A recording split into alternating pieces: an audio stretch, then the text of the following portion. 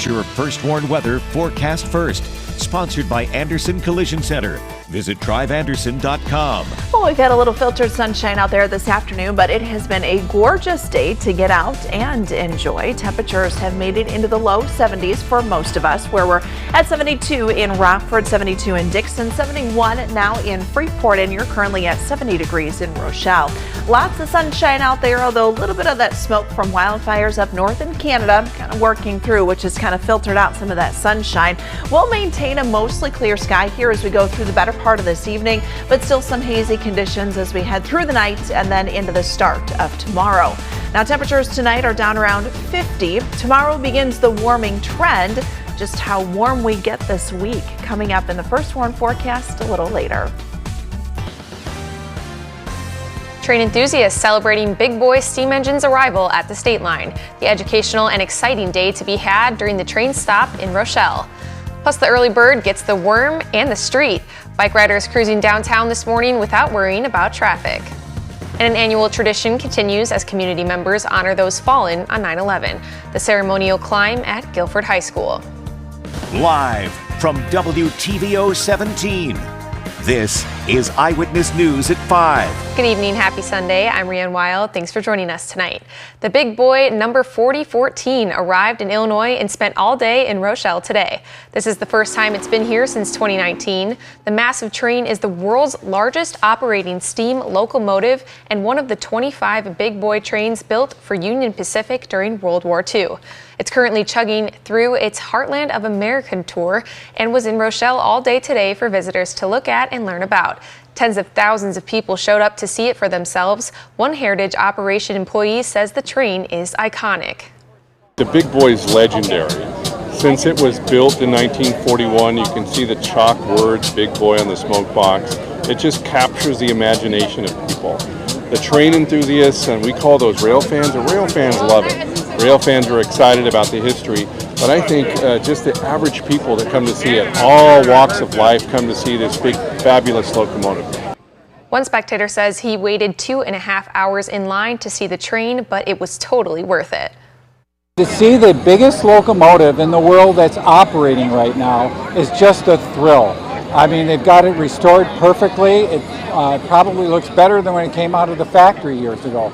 So it is awesome, and I would recommend anybody to take the time and come and see something like this.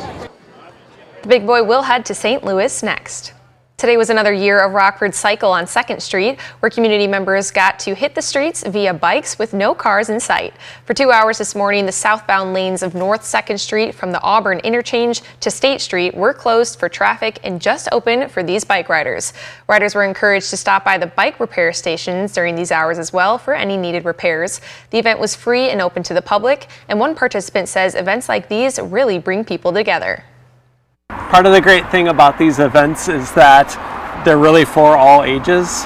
They're not races, right? They're just casual, slow, family-friendly events, and that's just something that's more our speed, you know. Smith says the best part about riding on 2nd Street is the fact that it's right in downtown. So the views of the water, Davis Park, and the conservatory are hard to beat. And today, for the 3rd year in a row, Rockford community members challenged themselves to climb the steps of Guilford High School's Swanson Stadium in honor of those fallen on 9/11. The Hero Climb benefits the Greg Lindmark Foundation and State Line First Responders. And the stadium climb represents the 110 floors of the World Trade Center towers. This year, they opened up the track for those who were unable to climb so that they could be a part of it as well. People from all over take the time to honor those fallen in this annual event. It's a personal challenge while having the ability to honor those. So if you can come out and walk, great. If you can come out and cheer on folks that are going to challenge themselves to doing something like that, great. It's important that we're out here. It's a beautiful day, and it's a really positive way to turn something that happened 23 years ago into something positive for our own community. Now, Mays also says there were a little over 200 people in attendance today. Some other 9/11 recognitions going on this week. DeKalb Fire Department is hosting a Patriot Day ceremony at 8 a.m. and the Winnebago County Justice Center will be hosting a wreath placement ceremony open to the public at 9 a.m. where they will place 3 floral wreaths by the steel beams, followed by a moment of silence. The 23rd anniversary of 9/11 is on Wednesday. The Illinois Department of Transportation is hosting public meetings this month to share plans to restart passenger rail service between Chicago and Rockford, which is a project made possible by Governor Pritzker's Rebuild Illinois program. This is a $275 million project that's expected to tentatively begin in 2027, connecting Chicago and Rockford, with stops anticipated in Elgin, Huntley, and Belvidere. At the meetings, the public can learn about the project and provide feedback. Each one will be held in an open house format with a video presentation, exhibit boards, and other project information. Staff will also be able to answer any questions. And on Tuesday of this week, there will be a meeting at the Veterans Memorial Hall in Rockford from 4 to 7 p.m. There will also be one in Belvidere on Wednesday at the River's Edge Recreation Center from 4 to 7 p.m. An active shooter took to Kentucky Interstate, leaving several injured. More details and the search for a suspect when we return. Our temperatures this afternoon made it into the low 70s, just a little bit below that average of 78, but we are soon to warm well above that here throughout the week. Find out if that warm up comes with any chance for rain in your most trusted forecast a little later. You're watching Eyewitness News, your home team, with Rianne Weil, Drew Collins, and meteorologist Jordan Wolf. A search through the woods in Kentucky today for a person who police say may have opened fire on cars on a busy interstate.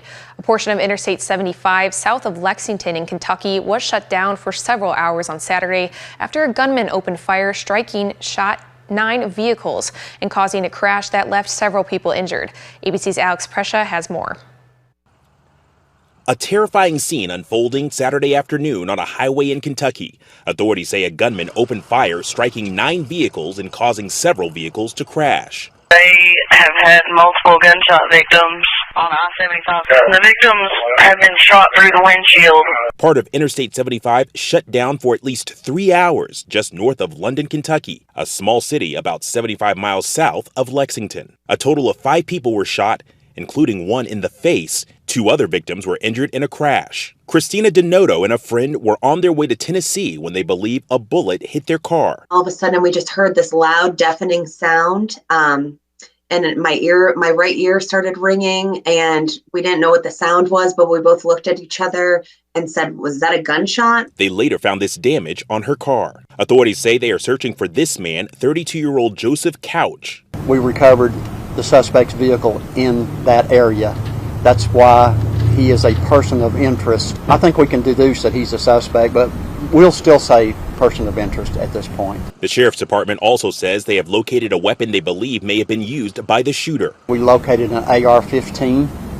It's going to be processed, and it is in a wooded area next to the interstate, in a location that he could have shot down upon the interstate from that wooded location. Law enforcement, including the FBI, ATF, and local authorities, are combing the heavily wooded area. As for the victim, despite some of their injuries being serious, the Sheriff's Department says it expects all of the victims to survive. Alex Prescia, ABC News, London, Kentucky. Turning now to politics, where we are just 2 days away until the presidential debate between former President Trump and Vice President Harris. Harris is in debate prep. Former President Trump has no events on his schedule, but on Saturday he held a rally in Wisconsin, and the Vice President was in Pittsburgh. Now, Tuesday's debate will last 90 minutes, and microphones will only be live for the candidate whose turn it is to speak. There will be no audience, and neither candidate will be allowed to ask each other questions. Former President Trump won a virtual coin toss and has chosen to offer the last closing statement.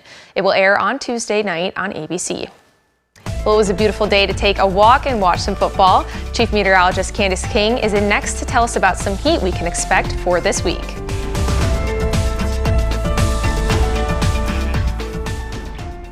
Now, your first warned weather forecast from Chief Meteorologist Candace King. Well, yesterday temperatures made it into the mid and upper 60s. A little cool out there, but we had lots of sunshine. Today, our sun a little more filtered by some higher level clouds, but also some smoke coming in from the Canadian wildfires as the winds from the jet stream move in from the northwest. But it's been a beautiful day, a nice day to get out and enjoy. We take a live look with our Marcial Skytrack camera out in Freeport here. This brought to us by Rockford Career College. Now, the sunset tonight will look a little more vibrant because of that smoke. Thankfully, a lot of that is going to stay aloft. so it does not mix down here towards the surface, so you really don't have to worry about any issues there with those smoke kind of smelling conditions here through this evening. But the hazy conditions will last throughout the evening, overnight, and then into tomorrow. So look for another vibrant sunrise tomorrow morning before a ridge of high pressure builds in and kind of pushes that a little bit further off to the east of us. Temperature wise, our numbers were just a bit below average in the low 70s, but still very comfortable. We're currently at 72 in Rockford, 70 in Rochelle, 71 in Freeport, and 75 right now in Janesville. Our weather watcher Terry down in Genoa here, northern DeKalb County, 72. Dew point temperature at 51, and the wind has been from the west anywhere from 12 up to 18 miles per hour. Now our wind has been a little breezy from time to time today, and again that wind speed as the sun sets tonight will subside some. Temperatures will drop down to about 50 degrees. We woke up to numbers in the low 40s. Actually, Rockford got down to 40 degrees, so it was quite cool this morning, but it warmed up nicely. And tomorrow we go even further, upper 70s, low 80s for the afternoon, but we've got that hazy sunshine, west wind from the from 10 to 15 miles per hour, at times gusting close to 20. So tomorrow will be a little breezy as that high pressure system kind of works a little further off to the east of us. Futurecast, there is not a lot to talk about here. The next 5, 6, 7 days, high pressure stays in control here for us, which will leave us with plenty of sunshine. We may see a few clouds from time to time here as we look into the day on Tuesday. That's just as a warm front kind of slips to the west and then north of us. So that may give us just a bit more cloud cover, but what it will do is bump those temperatures up. In fact, numbers are expected to climb here back into the mid and upper 80s by the time we get into the middle to end of this week. In fact, some places, even by the time we get towards Wednesday, Thursday, could be approaching that 90-degree mark. I think Thursday will potentially be our hottest day out of the week before we see a little more cloud cover work in. Now, what you'll notice here on Friday, notice these lighter colors. Temperatures are cooler down to the south. Well, there's a system down to the south right now in the western Gulf of Mexico. This may become a next tropical system. If it does, it will work up here the coastline of Texas up through the Gulf states and then kind of meander up the lower Mississippi River Valley before moving out through the Ohio River Valley here by the time we get into the weekend. It will encounter some dry air, but if that holds together, that would be our next chance for rain. But at this point, that looks pretty low. So temperatures for us continue to climb. Our overnight lows, these will stay fairly comfortable, still in the 50s as we look through the end of the week. And we'll add in a little more cloud cover by next weekend and just a small chance maybe for a shower or two by the time we get into Saturday and Sunday. All right, thanks, Candace. Well, Drew's in next with sports. The first day of Sunday football is back. We'll take a look at Caleb Williams' first career game with the Bears. And Packers fans get an update on the injury to franchise QB Jordan Love.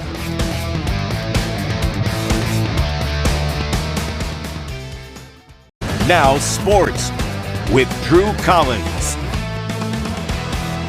The Chicago Bears started slow in their season opener. It's not how you start, it's about how you finish. In the last 20 years, first-pick quarterbacks were 0-14-1 in their first career games. Let's take a look at how the Bears did on this beautiful Sunday. Former Cowboy Tony Pollard opens up the season by busting this one out to the left side of the field and getting into the end zone to take the lead. Titans now lead by 10. They are driving some more. Will Levis steps back and slings it, finds his big tight end who ends up snagging onto this one for the score. Right when things were getting ugly, the Bears needed something to happen. Down 17-3, and it's the special teams who scores first for the Bears this year. Jonathan Owens gets the scoop and score. A set of field goals set up the defense would make this a one-point game. That's when Tyreek Stevenson would call ball game with this pick six. A two-point conversion to Swift was the nail in the coffin. Caleb Williams had a rough start, but thanks to his defense and special teams, the Bears get a Week 1 win, 24-17 over the Titans. In terms of the offense, I told the guys this many weeks ago. We need to play well around Caleb, and we got to continue to do that. So again, he's got to keep getting better every single week, and as he does that as a rookie quarterback, because I think he's the first guy to win since like 2002, 0-14-1, I believe, and that's because of the team around him played better in the second half. We're great to get this win. Happy to get this win. Celebrating in the locker room, it was pretty cool. First time celebrating in here. Yeah, don't care about stats. I feel great. I'll be honest with you. I feel great. I understand that obviously the stats weren't, where I wanted them to be, and things like that, because I want to go out there and perform to the best of my ability, and didn't do that today, and so. A sigh of relief with the injury updates of Packers quarterback Jordan Love. What initially looked like season-ending injury has been reported as a grade 1 or 2 MCL sprain. The Packers expect him to miss only 3 to 6 weeks. That's great news. Fortunately, we will see Love back on the field this year. And let's take a look at this. This is awesome. NIU fans and students welcome back the players late last night as they get back from South Bend. A very nice way to show the significance of the win for this program and how much it means to the Husky faithful. Amazing, surreal experience. You don't always get to play a top 5 team, so going in there and beating those guys, it's an awesome time. I'm glad that everyone came to pop out, making the school proud. Making the school proud. I love this university, so I'm going to do everything in our power to keep this momentum going. The Cubs avoided the series sweep against Judge and the Yankees. They won 2-1, and they now travel to LA to take on the massive series with the Dodgers. First pitch is tomorrow night at 9:10. The White Sox also avoided a series sweep to the other Sox to the east. 7-2 was the final. They host Cleveland tomorrow night. That's sports. We'll be right back. An annual tradition saw dogs in the Las Vegas area splashing around a community pool before it shut down for the season yesterday. Now, every year before the Desert Breeze Community Center pool is drained, cleaned, and shut down for the fall, it's turned over to the dogs for a day of swimming/dog paddling. Clark County said this on X. The annual event held time slots for dogs of different sizes and hosted raffles, prizes, and vendors, according to its poster. That is so cute. They just look like they are having a ball out there. Yes, I've never seen that before, actually. That's actually really smart, just kind of let the dogs have some summer fun. Oh, yeah, before I guess you do officially close down the pool. Nice and warm out there, too. Yeah. They're just having a jolly old time. So it looks like, maybe the owners were in there with them. That's really cute. Yeah. Well, I'll tell you what, we've got some pool-like weather coming up, too, which, a lot of this time of year, a lot of places close down the pools, maybe some backyard pools are still open, but a lot of community pools, park district pools, closing down usually Labor Day, kind of that time frame to get those closed. But I'll tell you what, it's going to warm up here, so maybe some sprinkler weather. Yeah, maybe some pools can open for just the 3 days that we have 85 degrees. That might be a little difficult, but it'd be nice, right? Definitely some time outside. Now, tonight will be a pretty decent night. It'll get a little cool out there as we hold on to a mostly clear sky. Still some haze from the smoke from the wildfires up north in Canada. The first WARN interactive radar brought to us by Rockford Glass & More, that is going to be dry the entire week. So we are really not looking at any rainfall, which we do need the rain. It is getting pretty dry out there. Down to 54 tonight. We're 81 tomorrow, 85 on Tuesday. We bring that warming trend Wednesday, Thursday, Friday. And then adding in a little more cloud cover by the weekend, we may see a couple of showers try to sneak in, but those may actually pass us just to the east. So we'll kind of see how a system down to the south plays out and how much that moisture lifts up to the north. But until then, dry and warm. I'm looking forward to that for sure. Thanks, Candace. Thank you for joining us. That's our show. Have a good night.